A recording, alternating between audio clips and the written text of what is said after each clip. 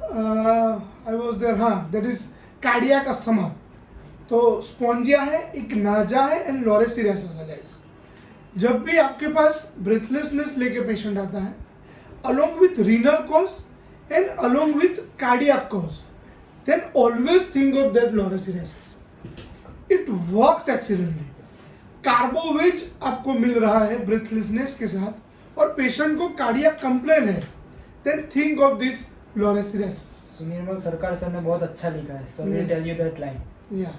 Carboage with cardiac complaint, then think of loresiliosis. Yes.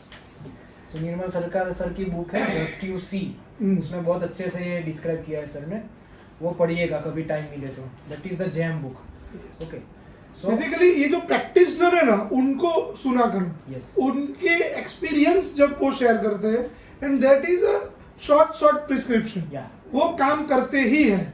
और Sunil Sarkar sir is the person जिन्होंने Elon स्कीनोट पे पूरा अपना प्रैक्टिस बेस किया, तो तीन सिम्टम पे प्रिस्क्रिप्शन करना है, तो सर इज द ग्रेट, सो उनसे सीखिएगा।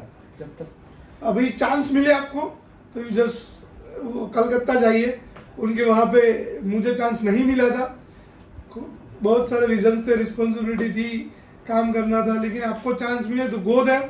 वो उनके वहाँ पे हमने सुना है कि एम्बुलेंस की लाइनें होती हैं और सर एम्बुलेंस में जा जाके पेशेंट देखते हैं।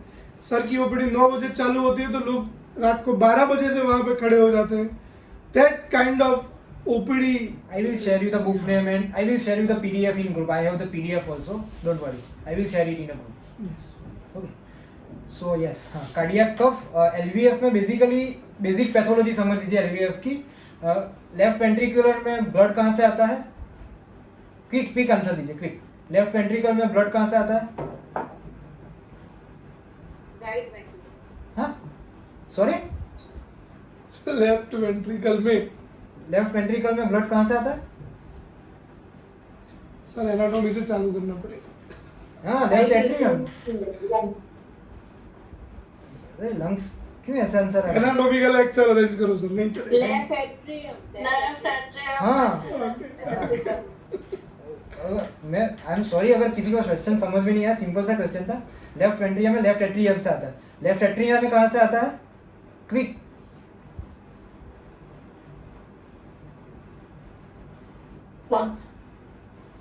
ओके, सो अगर लेफ्ट वेंट्रिकल कॉन्ट्रैक्ट नहीं हो पा रहा है तो वो कंजेशन करके करके लंग में जाएगा या पेरिफेरी में जाएगा?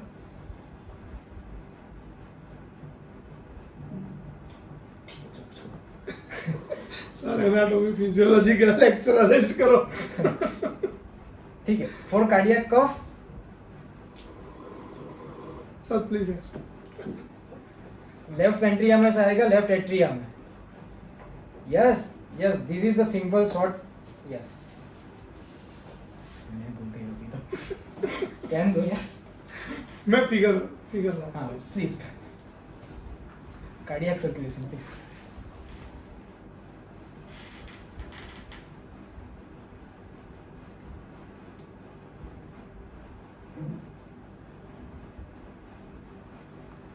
It should be convenient to this.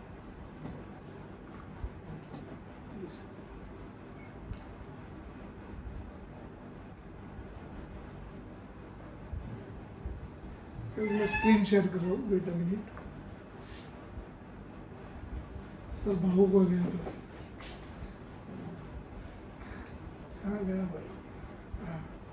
Can you see it guys? Can you read the things?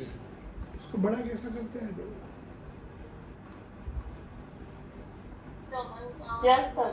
Okay. Yes sir.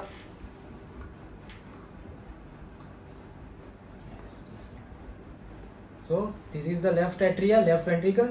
ठीक है, यहाँ से ब्लड आ रहा है यहाँ। सो फिर ये पार्ट अगर फेल हो रहा है तो यहाँ कंजेशन करेगा और ये यहाँ जाके कंजेशन करेगा। ठीक है, तो इसको बोलते हैं कार्डियक अस्थमा। इसकी वजह से यहाँ पे कंजेशन हो रहा है, डायलेशन हो रहा है। Are you able to see the screen ना? ये जो डायग्राम है, यस सर। Yes sir. हाँ, पॉइंटर कदम नहीं दिखा। पॉइंटर देख रहे हो क्या आप लोग? हेलो, यस ये पॉइंटर देख रहे हो ना?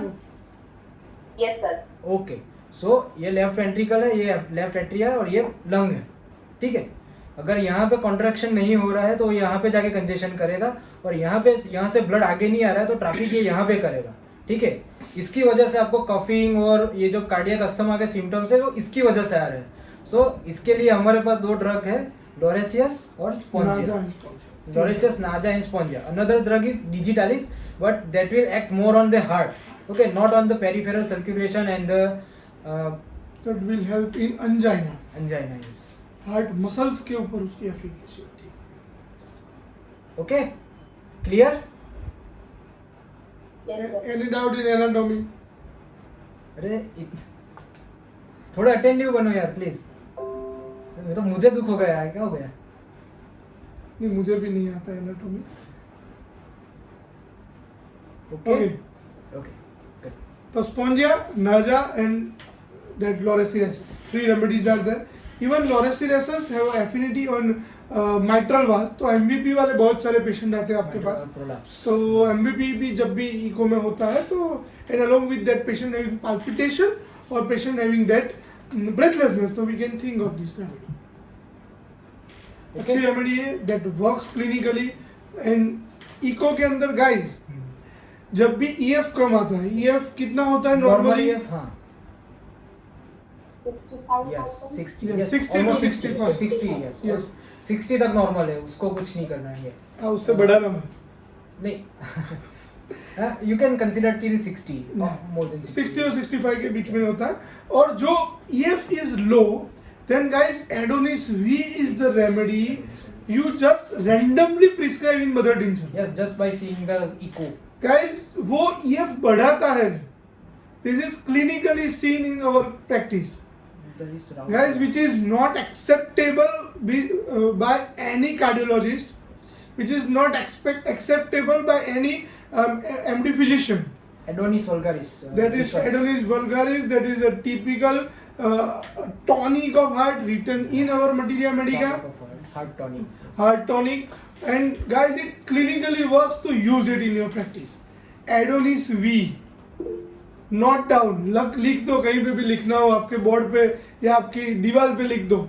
जब भी ऐसा पेशेंट आया, आपके घर में भी होगा कोई पेशेंट, आपके रिलेटिव होगा, आपके दादा हो गए, बा हो गए, इसके ऊपर ट्राई दिस रेमेडी, उसका ये पड़ेगा तो उनका विश्वास आएगा होम्योपैथी के ऊपर। अगर सेम राइट वेंट्रिकुलर फेलियर, मैं डिटेल में नहीं जा रहा हूँ, राइट वेंट्रिकुलर फेलियर होगा तो उसमें पेरिफेरल इडिमा होगा, ठीक है। तो उसके लिए अलग से ग्रुप ऑफ ड्रग आएगा, वो जब हम कार्डियोवास्कुलर लेके तब डिस्कस करेंगे उस टाइम। हाँ सीवीएस में डिस्कस करेंगे, अभी उस टाइम पे नहीं जा रहा है। जैसा भी एलवीएफ का था ऐसा सेम साइकिल आरवीएफ का होगा, राइट वेंट्रिकल से राइट एट्रिया पेरीफेरी, और उसका इडिमा पेरीफेरी में दिखेगा आपको, पेडल इडिमा और वो सब वगैरह। तो वो हम we will discuss there on yes ascites and peripheral everything we will discuss on that lecture. Okay, so we were basically on paroxysmal cough. Another most used drug for paroxysmal cough is Drosera. Okay, सबने prescribe किया भी होगा किसी ना किसी patient को।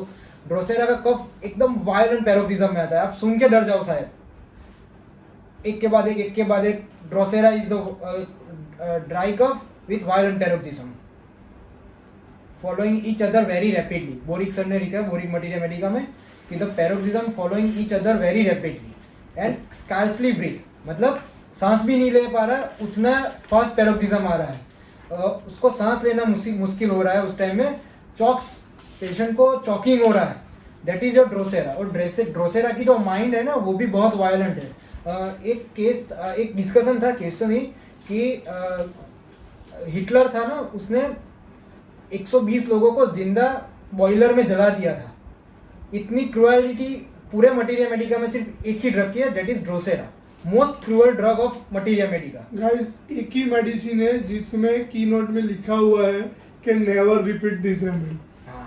आपको school में कॉलेज में पढ़ाया गया है कि मेडिसिन रिपीट मत करो, लेकिन this is the single medicine जिसमें की नोट पे स्पेसिफिकली हनीमैन ने लिखा हुआ है, वो स्टांजा उसमें लिया हुआ है।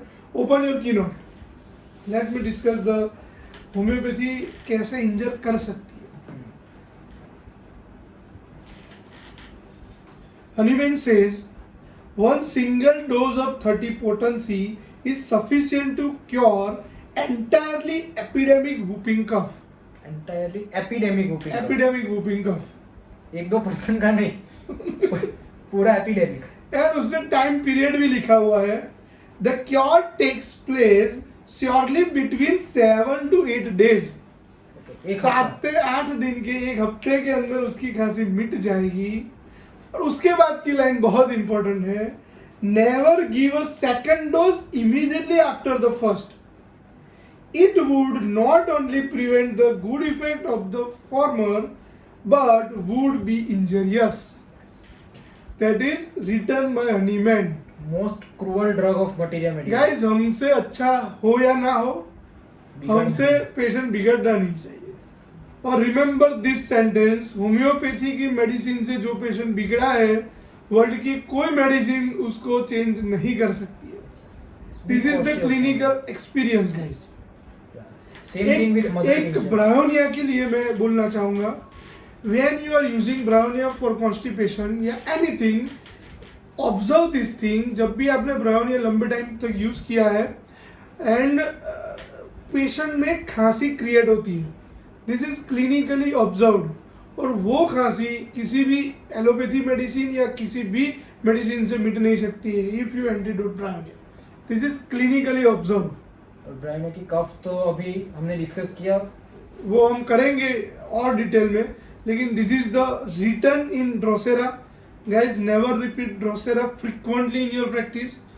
मैं बहुत फ्रिक्वेंटली हायर पोटेंसी यूज करता हूँ in my practice, but I never use Drosera frequently. That is return in book. मुझे नहीं पता है क्या इंजरी करेगा, लेकिन हनीमैन ने बोला है तो take it as a thumb rule. तो और किसी भी चीज में नहीं लिखा है कि लाइकोपोडियम रिपीट मत करो, लेकिन that is return in Drosera, तो फिर वो तो बनता है। और उसके सिम्टम भी देखो, अगर ये उसका प्रूविंग भी चालू हो गया तो patient will difficult to get cured. उसके सिम्टम में पेशेंट कैन स्कार्सली ब्रीथ, मतलब उससे ज्यादा तो लाइफ थ्रेटनिंग और क्या होगा कि पेशेंट ब्रीथ नहीं कर पा रहा। सेम वही साइकिल होगा रिपीट, ठीक है, brain injury, hypoxic brain injury और वो सब सेम साइकिल में चला जाएगा। सो ड्रोसेरा, लेकिन हाँ ऐसा पेशेंट मिल रहा है कि वायलेंट पैरोक्सिज्म आ रहा है, पेशेंट सांस नहीं ले पा रहा है, ठीक है, दैट इज द ड्रोसेरा। क्या है मोडालिटी, क्या है ड्रोसेरा की guys? On which As soon as touches the pillow, lying down aggravation.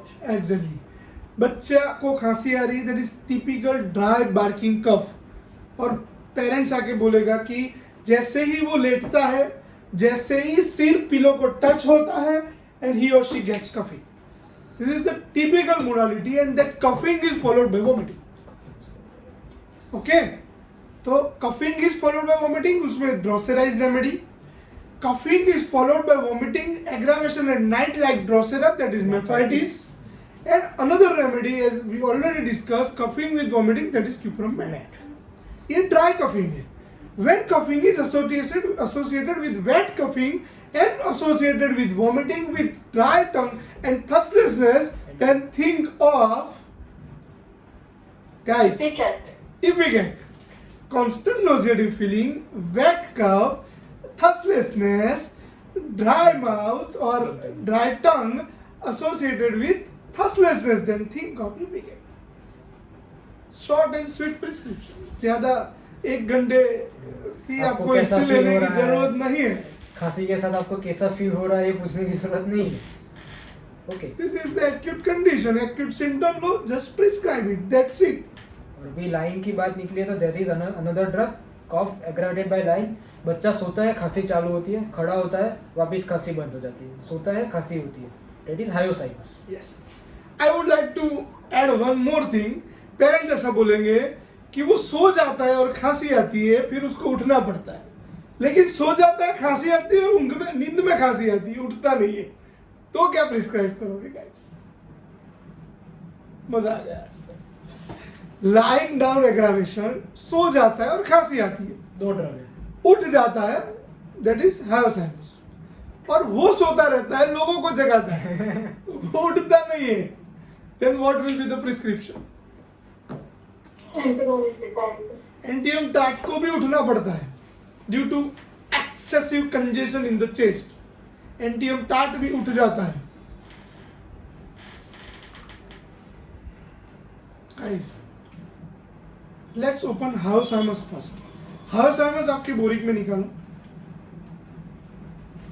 कहाँ है भाई हायोसाइमस अपने यहाँ, हायोसाइमस में नाइट एग्रावेशन लिखा है भाई, या हम लोग ऐसे ही बकवास कर रहे हैं भाई भाई? प्रूवन है, लिखा नहीं तो हम लिख देंगे, क्लिनिकली वेरीफाइड। ढूंढो गाइस, ढूंढो, दिस इज द, हम जितनी भी बात करते हैं वो मेडिसिन में, वो बुक में मिलनी चाहिए। हो सकता है हम गलत हो, हम भी गलत हो सकते हैं, that is why I am showing you in the book, वो बुक में मिलना चाहिए, ऐसे ही रैंडमली बात नहीं होनी चाहिए। कहाँ गया भाई respiratory? Any one of you get that symptom? Yes, am I audible? Yes, sir. Yes, sir. Okay, कहाँ गया भाई? हाँ, dry spasmodic cough at night, worse lying down, better sitting up. That is Alzheimer's. And according to Saptarshi Banerjee, Alzheimer's having the wildest cough, or we can say the more loudy cough. That is Loudest cough. loudest cough of materia medica. That is Alzheimer's. And हाँ, patient को उठना नहीं पड़ता है. Now that remedy. कोई guesses guys? Any guesses?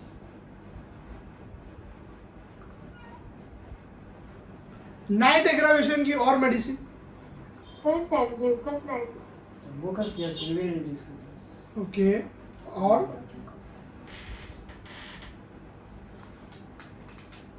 guys, cough at night while asleep without waking, especially in children.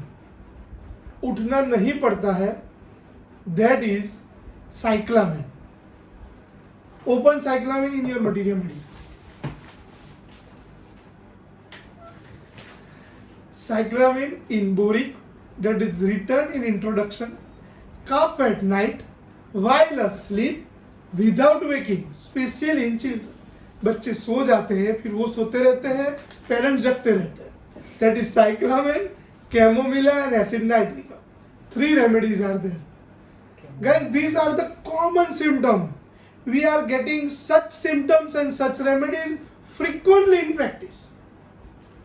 तो इसके ऊपर से you just start prescribing. Am I right? Is it written in your boric या मेरी boric में ही लिखा है? Guys, Yes, sir, it's written. did you go through your materia? Did you go through your boric?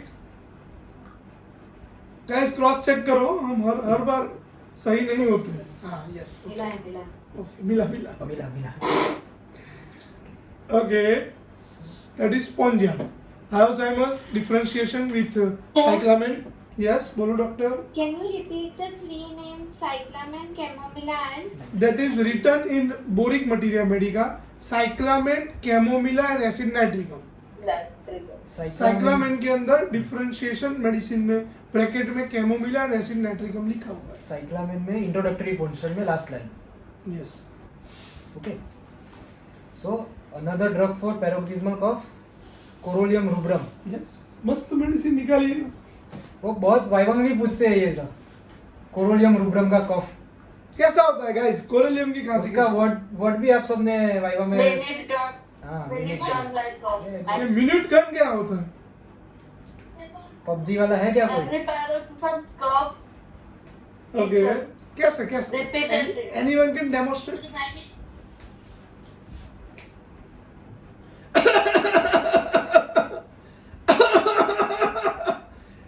Just write down the minute gun in your Google or in YouTube and heard that sound. वो सुनना. वो machine gun में से जो गोलियां निकलती है, that is typical like this. Paroxysm follow.